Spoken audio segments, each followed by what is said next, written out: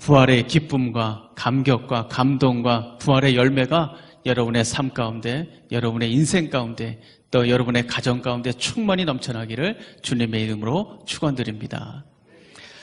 우리는 지난 시간에 십자가에서 아주 비참하고 잔인하게 죽음을 당하신 예수님을 묵상했습니다. 나를 대신해서 죽으신 그 사랑이 얼마나 큰지 우리가 이루 말할 수가 없죠. 그 사랑이 가슴속에 살아있는 사람은 이제 죄와 싸울 수가 있습니다. 죄를 미워할 수가 있고요. 그 뜨거운 십자가의 사랑이 있는 사람은 죄를 거부할 수가 있습니다. 이 능력이 우리 안에 생긴 거예요. 이게 바로 천국 백성들의 특징이죠. 근데 우리가 이 십자가를 생각할 때 반드시 알아야 되는 것이 한 가지 있습니다. 그게 뭐냐면 십자가를 바라보면 거기에는 우리 주님께서 계시죠. 거기에서 홀로 치욕을 당하시고 무자비한 고통을 당하셨습니다. 그리고 마침내는 거기에서 죽으셨어요. 그런데 우리가 한 가지 생각해야 될 건 뭐냐면 거기에는 죽은 사람이 예수님만 있었던 게 아닙니다. 예수님만 죽으신 것이 아니고 예수님과 함께 동시에 죽은 사람이 한 사람 더 있습니다. 그게 누굴까요? 바로 우리 자신입니다. 바로 나예요. 나도 거기서 죽은 겁니다. 내가 변화되지 않는 이유가 뭐라고 말씀드렸나요? 내가 변화되지 않는 이유, 나의 죄를 보지 못하기 때문이다 라고 제가 말씀을 드렸어요. 깨닫지 못하는 거죠. 내가 얼마나 악한지, 얼마나 이기적이고 얼마나 냉정하고 또 얼마나 자기밖에 모르는지, 자기 안에 탐욕과 욕심과 음란과 폐역한 것들이 가득하다라는 것을 보지 못하는 거예요. 그런데 또 한 가지는 뭐냐면 나도 십자가에서 죽었다라는 것을 모르는 겁니다. 우리는 주님이 나를 대신해서 십자가에서 죽었다는 사실, 이거 생각할 때마다 가슴이 아프잖아요. 너무 안타깝잖아요. 아유, 얼마나 아프셨을까? 얼마나 괴로우셨을까? 나를 대신해서 막 땅을 치면서 우리가 눈물을 흘리기도 합니다. 문제는 뭐냐? 거기까지라는 거죠. 이게 바로 우리의 문제예요.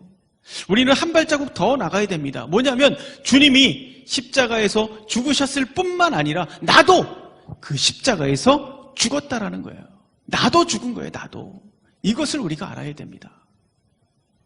그것이 중요한 것이죠. 그것을 위해서 주님이 우리를 대신한 거 아니겠습니까? 단순히 눈물 좀 흘려라, 좀 깨달아라, 요것 때문에 예수님이 십자가에 죽으신, 아닙니다. 나도 거기에 못이 박힌 거예요. 나도. 내가 십자가에서 주님과 함께 죽었다라는 거죠. 나는 십자가에서 죽었는데 아직도 여전히 내 안에 내가 살아있다. 이게 문제인 거예요. 내 안에 내가 살아있는 게 문제입니다. 예수님께서 나를 대신해서 십자가에 죽으셨는데 그것이 마치 당연한 것처럼, 당연히 우리가 누려야 되는 무슨 권리인 것처럼 착각을 하고 예수님 땡큐 감사합니다 그러고 만다는 거예요. 그리고 여전히 똑같이 사는 거죠. 욕심과 탐욕과 이기심으로 살아갑니다. 자기가 왕이 되어서 살아갑니다. 자신의 재력을 믿고 능력을 믿고 솜씨를 믿고 건강을 믿고 살아갑니다. 마치 그렇게 사는 게 똑똑하게 사는 것처럼 착각하면서 살아갑니다. 자기 자신을 주인으로 삼고 사는 거예요. 이 시대의 최고의 우상이 여러분 뭐라고 생각하십니까? 최고의 우상, 인터넷, 스마트폰? 아닙니다. 이 시대의 최고의 우상은 자기 자신이에요. 자기를 숭배하는 겁니다. 자기가 왕이 되는 거죠. 한 치 앞도 모르면서 마치 모든 것을 다 아는 것처럼, 다 할 수 있는 것처럼 그렇게 착각하면서 살아갑니다. 자기 즐거움에 빠져서 사는 거죠. 그러나 여러분 결국에는 사고가 납니다. 여러분 생각해 보세요. 길에서 스마트폰만 보고 가다가는 큰일 납니다. 그래서 이 대형사고 많이 일어나잖아요. 자기 즐거움에 갇혀버리면 앞을 보지 못하는 거예요. 우리가 지금 어디로 가는지 모르는 겁니다. 비극으로 끝날 것이 자명한데도 불구하고 자기 즐거움에 빠져서 앞을 보지 못하고 걸어가다가는 큰일 나는 겁니다. 때문에 우리는 이 자기 숭배에서 빨리 벗어나야 돼요. 자기 즐거움, 자기 기준, 자기 욕심, 자기 탐욕, 거기서 눈을 돌려야 됩니다. 왜냐하면 이제 우리는 십자가에서 죽었기 때문입니다. 예수님만 십자가에서 죽은 것이 아니고 우리도 십자가에서 죽은 거예요. 나도 십자가에서 죽었습니다. 그래서 사도 바울은 이렇게 말하지 않습니까? 갈라디아서 2장 20절에 내가 그리스도와 함께 십자가에 못 박혔나니, 그런즉 이제는 내가 사는 것이 아니요 오직 내 안에 그리스도께서 사시는 것이라. 이제 내가 육체 가운데 사는 것은 나를 사랑하사 나를 위하여 나 자신을 버리신 하나님의 아들을 믿는 믿음 안에서 사는 것이라. 여러분, 나는 죽었습니다. 나는 죽었습니다. 우리 한번 따라해 볼까요? 나는 죽었습니다. 나는 죽었습니다. 여러분, 십자가에서 주님과 함께 죽은 거예요. 예수님만 십자가에서 죽은 것이 아니라 예수 그리스도를 나의 구주로 믿는 순간 나도 십자가에서 못이 박힌 겁니다. 십자가에서 죽은 거예요. 내 자아가 죽은 것입니다. 나의 욕심도 나의 필요도 나만 생각하는 마음들, 이 모든 악한 마음들이 다 죽은 거예요. 그래서 우리는 순간순간 말할 수 있어야 돼요. 아, 내가 죽었다. 그래, 내가 죽었어. 내가 죽어야지. 내가 십자가에 못 박혔는데 내가 죽어야지. 여러분, 차를 타고 가면서도 아, 나는 죽었어 하면서 양보하는 겁니다. 교회 주차장 와서도 아이고 나는 죽었어. 그래서 제일 먼데 세우는 거예요. 가정에서도 아, 나는 죽었어. 이 사랑하고 용납하고 이해하고, 또 직장에서도 아, 그래 나는 죽었어. 참고 인내하고 더 굳은 일 내가 더 하고, 또 걱정과 근심이 몰려와도 그래 나는 죽었지. 내가 뭐 걱정한다고 뭐가 달라져. 나는 죽었지. 다 내려놓고 감사하고 기대하고 소망하고 기도하고, 이렇게 내가 죽을 때 비로소 성령께서 나를 사로잡아 역사하는 겁니다. 내가 아니라 주님이 하시는 거예요. 주님이 역사하시도록 나를 내려놓고 나는 죽었어. 여기서부터 변화가 시작되는 겁니다. 그러면 죽었다라는 것은 뭘 얘기하는 겁니까? 죽었다라는 것은요, 나에게 이 욕심과 탐욕과 시기와 질투와 죄악, 이런 모든 악한 것들이 완전히 없어졌다? 이걸 말하는 겁니까? 죄가 완전히 사라졌다? 이걸 얘기하는 겁니까? 아닙니다. 우리 여전히 죄를 짓고 있죠. 여전히 화를 내고 있고, 여전히 악한 생각을 하고, 또 여전히 자기밖에 모릅니다. 그러면 도대체 뭐가 죽었다라는 겁니까? 나의 옛사람이 죽은 겁니다. 나의 옛사람. 여러분, 옛사람은요, 자기를 주인으로 삼습니다. 그리고 사단이 그것을 조정합니다. 사단의 지배를 받고 있었던 그 옛사람이 죽었다라는 거예요. 그래서 로마서 6장 6절에 보면 이렇게 말씀하십니다. 우리가 알거니와 우리의 옛사람이 예수와 함께 십자가에 못 박힌 것은 죄의 몸이 죽어 다시는 우리가 죄에서 종노릇하지 아니하려 함이니 라고 말합니다. 이제는 달라졌다는 거예요. 뭐가 달라졌습니까? 주인이 바뀐 겁니다. 주인이 바뀐 거예요. 예수님과 내가 함께 죽으면서 나의 주인이 바뀐 겁니다. 이제 나는 죽었습니다. 내가 나의 주인이 아니에요. 전에는 내가 살아있었지만 사단이 그것을 부추기고 그것을 조종했지만, 내가 주인이 돼서 자기 마음대로 이것이 죄인지 이것이 악인지 뭐 알지도 못한 채로 멋대로 살아갔지만, 이제 그게 아니라는 거죠. 죄가 시키는 대로 욕심대로 자기의 끝이 어딘지도 모르고 살아갔지만 이제 그게 아니라는 겁니다. 내가 예수 그리스도의 십자가에서 주님과 함께 죽는 순간 모든 것이 달라졌습니다. 예수 그리스도의 보혈의 능력으로 하나님 아버지를 만나게 된 거예요. 아, 나의 주인이 하나님이셨구나. 나에게 여전히 죄가 있고 실수가 있고 실패가 있습니다. 그러나 거기에는 희망이 있어요. 소망이 있습니다. 왜요? 내 안에 나의 주인이 바뀌었기 때문에 그렇습니다. 내가 이제 내 주인이 아니에요. 예수 그리스도, 그분이 우리의 왕이 되어주셨고 그분이 우리의 주인이십니다. 이제 이 성령 하나님께서 나를 바꾸기 시작하시는 거예요. 나를 고치기 시작하십니다. 나를 새롭게 하십니다. 하나님의 아름다운 계획을 따라갈 수 있도록, 영원한 생명의 길을 갈 수 있도록 우리를 인도해 주신다는 거죠. 누가? 내 안에 계신 나의 왕 예수 그리스도께서 그 은혜를 베푸시고 함께 하신다는 거죠. 이제 주인이 바뀐 거예요. 사랑하는 성도 여러분, 십자가를 바라보시기 바랍니다. 십자가와 함께 못 박힌 자기 자신을 보면서 그래 나는 죽었구나. 그 십자가에 예수님만 고통당하면서 죽으신 것만 보는 것이 아니고 나도 거기에 매달려 있는 것을 보셔야 돼요. 그래 내가 죽었어. 예수님이 나의 왕이시지 내 뜻이 아니지 하나님의 뜻을 봐야 되지.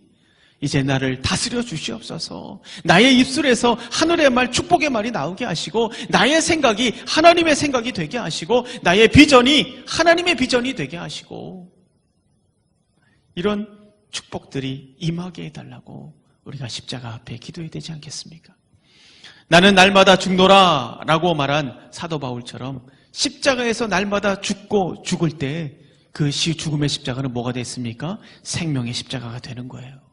그 고통의 십자가 영광의 십자가가 되는 겁니다. 사망의 십자가 부활의 십자가가 되는 겁니다.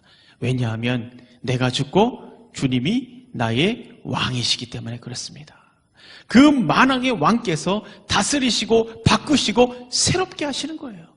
그 만왕의 왕이 우리 안에 임하셨다라는 것을 여러분 믿으시기를 주님의 이름으로 축원합니다. 오늘 입교하시는 분들 그리고 이 세례 받으신 분들도 마찬가지입니다. 이 세례가 가지고 있는 의미가 뭡니까? 다른 게 아니죠. 예수님과 내가 죽었다라는 거예요. 예수님과 내가 죽었다. 그리고 예수님과 함께 부활했다. 이것을 의미하는 것이 바로 세례입니다. 그래서 이것을 교회 앞에 알리는 거죠. 로마서 6장 4절 이렇게 말씀하십니다. 그러므로 우리가 그의 죽으심과 합하여 세례를 받음으로 죽으심과 합하여 세례를 받음으로 그와 함께 장사되었나니 그와 함께 죽었나니 이는 아버지의 영광으로 말미암아 그리스도를 죽은 자 가운데서 살리심과 같이 살아났다라는 거죠. 살리심과 같이 우리로 또한 새 생명 가운데 행하게 하려 함이라 라고 말씀하시고 있습니다. 그래서 여러분 세례는요 죽었다가 다시 살아났다라는 것을 의미하는 겁니다. 오늘 세례받고 입교하신 분들 죽었다가 다시 살아났다라는 것을 믿으시기를 바랍니다. 그러면 뭐가 죽고 뭐가 살아난 겁니까? 아까 말씀드린 것처럼 이 옛사람이 죽은 거예요. 그리고 새 생명으로 다시 살아난 겁니다. 다시 말하면 나의 왕이 바뀐 거예요. 그러니까 지금까지는 사단의 백성으로 살았지만 이제는 누구의 백성입니까? 하나님 나라의 백성입니다. 하나님 나라의 백성. 엄청난 반전의 인생이 시작된 겁니다. 그러니까 예수 그리스도께서 나의 왕입니다. 나의 주인입니다. 그분이 나를 다스리고 나를 인도하시고 영원히 나와 함께 하십니다. 이것을 교회 앞에 선포하신 거예요. 할렐루야. 이제 여러분은 거룩한 하나님의 자녀죠. 왜냐하면 여러분 안에 성령께서 임하셨기 때문에 그렇습니다. 성령께서. 자신의 죄를 인정하고 예수 그리스도를 구원자로 영접하셨기 때문에 그 거룩한 곳에 성령께서 임하신 거예요. 그러니까 성령과 함께 사시는 거예요. 이제 죄를 이길 수 있습니다. 죄를 거부할 수 있고 죄를 미워할 수 있어요. 성령께서 함께 하시기 때문이죠. 바로 이 바울의 고백처럼 이제 여러분이 사는 것이 아니고 여러분 안에 그리스도와 함께 사시는 거예요. 그리스도. 이제 여러분을 향한 하나님의 그 놀라운 사랑을 믿고 살아가기를 주님의 이름으로 축원합니다. 걱정하지 마세요. 아유, 이거 어떻게 살아야 되는 건가? 걱정하지 마세요. 왜요? 성령께서 함께 하신다. 성령께서 도와주신다. 라고 말씀하셨습니다.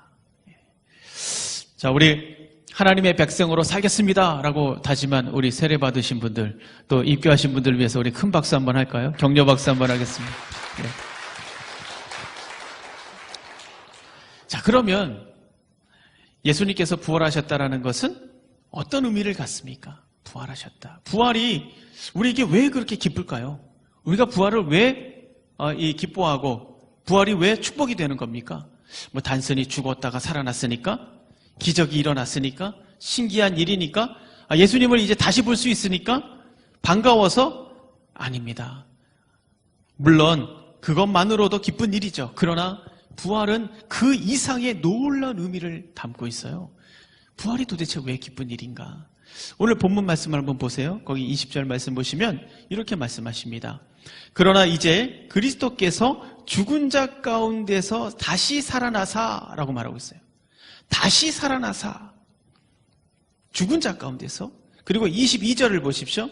22절을 보시면 아담 안에서 모든 사람이 죽은 것 같이 그리스도 안에서 모든 사람이 삶을 얻으리라 라고 말씀하고 있습니다. 부활절이 중요한 이유는 한마디로 말하자면 무엇이냐? 예수님께서 죽음과 생명을 주관하는 생명의 주관자라는 것을 증명해 주셨기 때문입니다. 그래서 이게 기쁜 거예요. 생명의 주관자. 여러분, 죽은 자 가운데서 다시 살아나셨다? 어떻게 죽은 자 가운데서 어떻게 다시 살아납니까? 그리스도 안에 있으면 모든 사람이 다시 살아난다? 이게 말이 되는 얘기입니까? 여러분, 죽었다가 살아났다, 예수님 안에 있으면 다 살아난다. 이것은 아무나 할 수 있는 일이 아니에요. 생명을 다스리고 생명을 주관하고 생명을 통치하는 자만이 할 수 있는 일입니다. 그런데 예수님께서 부활을 통해서 이것을 보여주신 거예요. 그래서 예수님이 바로 생명의 주인이라는 것을 보여주셨습니다. 더 나아가서 예수님이 바로 하나님의 아들이라는 것, 바로 하나님이라는 것, 이것을 확실하게 보여주신 것이 바로 이 부활 사건이라는 것이죠. 이제 부활을 통해서 사단의 이 사망 권세가 완전히 깨졌어요. 이 사단은 죽고 사는 것은 물론이고 자기가 모든 것을 다스리는 것처럼 그렇게 우리를 속여왔습니다. 그래서 우리를 두렵게 만들었고요, 포기하게 만들었고, 낙심하고 절망하게 만들었습니다. 그리고 악한 죄를 저지르게 만들지 않았습니까? 그러나 이제 사단은 거짓말장이라는 것이 완전히 드러났어요. 생명과 죽음은 사단에게 있는 것이 아니고 누구에게 있다는 것을 우리가 이제 알았습니까? 생명과 죽음은 주 예수 그리스도에게 있다는 것을 우리가 확실하게 알았습니다. 뭘 통해서? 이 부활을 통해서 생명과 죽음이, 생명의 주관자가 바로 예수 그리스도시라는 것을 우리가 확실하게 알았습니다. 예수님은 이 땅에 계시면서 자신이 죽었다가 다시 살아날 것이다, 이것을 계속해서 예언하셨습니다. 이것을 가르치고 이것을 예언하셨어요. 요한복음 2장 19절을 보면 이렇게 말씀하시죠. 예수께서 대답하여 이르시되 너희가 이 성전을 헐라 내가 사흘 동안에 일으키리라 라고 말합니다. 여러분, 이것을 그냥 문자 그대로 본다면 정말 어처구니 없는 말이죠. 어떻게 성을 사흘 만에 다시 만듭니까? 그러나 이 말씀은 뭘 얘기하는 거냐면 자신이 죽고 사흘 만에 다시 살아날 것이다, 이걸 예언하신 거예요. 그리고 요한복음 11장 25절을 보면 예수께서 이르시되 나는 부활이요 생명이니 나를 믿는 자는 죽어도 살겠고 라고 말씀하셨죠. 내가 부활이고 내가 생명이야 라고 말씀하셨어요. 이렇게 예수님께서는 십자가에 달려 죽기 전에 자신이 죽을 것이다, 그러나 다시 살아날 것이다, 이것을 계속해서 말씀하시고 가르쳐 주셨다라는 거죠. 그리고 그 말씀 그대로 예수님은 죽으시고 다시 살아나셨습니다. 이것은 예수님이 바로 생명의 주인이라는 것을 말씀하시는 거예요. 생명의 주인. 이제 우리는 확실하게 믿을 수 있습니다. 큰 믿음을 가질 수 있어요. 무릎을 치게 만드신 거예요. 아, 예수님이 정말 메시아구나. 아, 예수님이 정말 생명의 왕이시구나. 정말 예수님이 만왕의 왕이시고 예수님이 바로 하나님이시구나. 이것을 말씀해 주신 거예요. 그래서 예수님은 부활하셔서 제자들에게 나타나셨죠. 이 제자들은 어떤 사람들입니까? 이 제자들은요, 예수님을 보고 완전히 달라졌어요. 그전에는 어떻게 살았어요? 도망다니면서 살았고, 두려워하고, 욕심으로 한 자리 주지 않을까, 이런 욕심으로 가득하고, 또 예수님을 배반하고, 그러면서 살았지 않습니까? 하지만 부활하신 예수님을 봤을 때 완전히 달라집니다. 예수님이 생명의 주인이라는 것을 알게 됐어요. 그것을 알고 완전히 달라집니다. 더 이상 두렵지 않았어요. 불안하지도 않았습니다. 초조하지도 않았습니다. 욕심 부릴 이유도 없는 거예요. 어떤 상황 속에서도, 이 감옥에 갇혀도, 돌에 맞아도, 조롱을 당하고 매를 맞아도, 비참하게 처형당하는 그 순간에도 이 사람들은 결코 예수님을 부정하지 않았습니다. 단 한 명도 예수님을 부정하지 않았습니다. 왜요? 예수님이 생명의 주인이라는 것을, 생명의 왕이라는 것을 봤기 때문에 그렇습니다. 이렇게 부활은 우리에게 확실한 믿음의 근거를 주는 사건이에요. 고린도전서 15장 14절, 그리스도께서 만일 다시 살아나지 못하셨으면 우리가 전파하는 것도 헛것이요 또 너희 믿음도 헛것이며 라고 말씀하시죠. 여러분, 우리는 영생을 믿습니다. 근데 왜 영생을 믿습니까? 뭘 근거로 영생을 믿습니까? 여러분 다른 종교에도 뭐 영생이니 극락이니 뭐 이런 거 비슷한 거 많습니다. 그런데 우리는 왜 성경에서 말씀하시는 영생을 믿습니까? 다른 게 아니죠. 보여주셨기 때문에 그래요. 보여주셨기 때문에. 확실하게 보여주셨기 때문에. 예수님께서 예언하시고 가르쳐 주신 대로 죽음에서 부활하신 것을 우리에게 보여주셨습니다. 생명의 주인이 예수님이라는 것을 확실하게 우리에게 증거해 주신 거예요. 믿음의 근거를 주신 겁니다.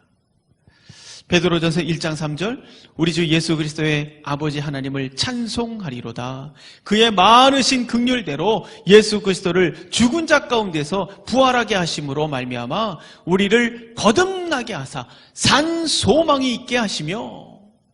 산 소망.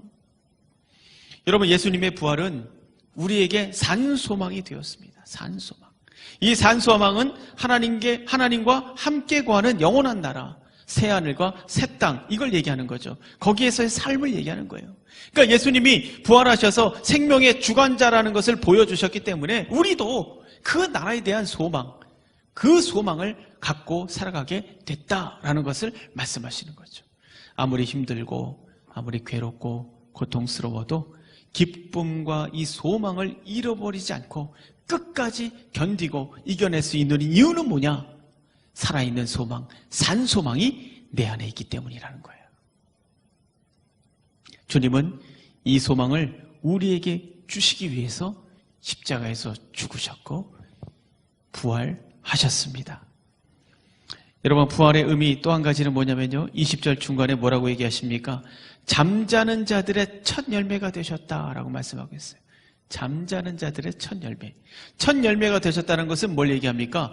예수님의 부활이 혼자만의 부활이 아니라는 거예요. 혼자만의 부활이 아니다. 예수님의 부활이 혼자만의 부활이 아니라는 거죠. 이게 첫 열매라는 단어를 이제 구약에 나오는 단어들을 살펴보면 어떤 의미를 가지고 있냐면 농사를 짓고 전체 수확을 대표하는 그런 의미를 가지고 있어요. 첫 열매라는 그 단어가. 그러니까 전체 수확을 대표하는 거죠. 그리고 그 앞으로 거둘 수확까지 이야기를 하는 그런 표현입니다. 그래서 정리하면 예수님이 부활의 첫 열매가 되셨다라는 것은 두 번째 열매가 있다라는 거죠. 두 번째 열매. 여러분 두 번째 열매가 누구겠습니까? 두 번째 열매가 누굴까요? 누구긴 누구겠습니까? 바로 우리들입니다. 맞아요. 우리들입니다. 우리가 두 번째 열매라는 거예요. 너희들이 두 번째 열매가 될 거야 라는 걸 말씀하고 있는 겁니다. 부활을 통해서 생명의 삶을 살아갈 우리들의 모습을 보여주신 거예요. 샘플로 보여주신 거예요. 너희도 예수님의 모습처럼 될 거야 라고 예수님이 보여주신 겁니다. 여러분 부활 이후에 예수님께서 제자들에게 나타나셨을 때 어떻게 나타나십니까? 요한복음 20장 보면요. 문이 닫혀 있는데 예수님이 갑자기 나타나십니다. 문이 닫혀 있는데 어디에서 나타나는지 예수님이 갑자기 나타나시죠. 그러니까 이 말은 뭐냐면 공간의 제한을 받지 않는 그런 신비한 모습이라는 거죠. 영화로운 모습. 공간의 제한을 받지 않는 영화로운 모습이라는 거죠. 그런데 또 베드로는 예수님과 부활 이후에 만나가지고 이 생선도 먹지 않습니까? 이 음식도 잡수십니다. 그리고 또 엠마로 가는 길에는 제자들과 만나서 이야기도 나누시죠. 그래서 이것을 정리해 보면 어떻게 우리가 생각해 볼 수 있냐면 예수님은 영과 육이 함께 부활하셨지만 장소와 공간에 제한을 받지 않는 그런 신비로운 모습이다라는 것을 우리가 이 성경을 통해서 알 수가 있습니다. 그래서 예수님의 부활은 우리에게 분명한 미래를 보여주고 있는 거예요. 바로 이런 모습이야. 너가 부활했을 땐 이런 모습이 될 거야 라고 말씀해 주시는 거예요. 그래서 분명하게 우리의 미래를 보여주시고 있어요. 뭐 흐리멍텅하게 뭐 이렇게 되지 않을까, 뭐 이런 걸까, 뭐 이렇게 말을 하고 있지 않습니다. 너희들의 모습은 바로 이거야라고 성경에서 분명하게 부활을 통해서 우리에게 말씀해 주시고 있는 거죠. 아주 정확하게 우리의 미래를 보여주고 있는 것입니다. 헷갈릴 수가 없는 거예요. 의심할 수가 없는 겁니다. 분명하게 보여주셨기 때문이죠. 사랑하는 성도 여러분, 예수님께서 다시 살아나셨습니다. 부활하셨습니다. 처음에 말씀드렸지만 예수님이 죽으셨을 때 우리도 그 십자가에 죽은 거예요. 그러나 거기까지가 아닙니다. 예수님이 부활하셨을 때 우리도 새롭게 태어난 겁니다. 이제 내가 왕이 아닙니다. 사단이 나의 왕이 아닙니다. 죽음과 생명을 주관하시는 생명의 왕, 만왕의 왕, 주 예수 그리스도께서 나의 왕이라는 것을 여러분 믿으시기를 바랍니다. 하나님의 백성을 우리가 다시 태어난 것이죠. 이제 이 어둠의 세력들은 거짓말장이라는 게 들통났어요. 여러분 더 이상 이 어둠의 세력의 말에 속지 마세요. 우리 주님이 생명의 왕이십니다. 그 생명의 왕께서 여러분에게 말씀합니다. 요한복음 16장 33절 이것을 너희에게 이르는 것은 너희로 내 안에서 평안을 누리게 함이라. 세상에서는 너희가 환난을 당하라. 담대하라. 내가 세상을 이기었노라. 예수님께서 세상을 이기셨습니다. 이제 우리도 세상을 이길 수 있습니다. 여러분의 삶 가운데 여러분 실패의 자리가 있습니까? 고난의 자리가 있습니까? 역경과 시련의 자리가 있습니까? 하나님은 오늘 그곳에 부활을 선포하셨습니다. 부활할 거야. 회복할 거야. 살아날 거야. 이것을 우리에게 말씀해 주시고 있어요. 여러분의 십자가는 결코 죽음으로 끝나지 않습니다. 생명이 될 줄로 믿습니다. 결코 실패로 끝나지 않습니다. 성공으로 끝날 줄 믿습니다. 결코 슬픔으로 끝나지 않습니다. 기쁨으로 끝날 줄로 믿습니다. 왜요? 생명의 왕이신 예수 그리스도께서 이기셨기 때문에 그렇습니다. 여러분의 모든 실패와 모든 절망을 다시 바꾸기 위해서 부활하셨다는 것을 여러분 믿으시기를 바랍니다. 이것을 믿음으로 확신할 때 여러분의 십자가가 죽음이 아니라 생명이 되고요. 실패가 아니라 성공이 되고 슬픔이 아니라 기쁨이 될 줄로 믿습니다. 이 믿음으로 부활의 역사를 이어가는 저와 여러분이 되기를 주님의 이름으로 축원드립니다.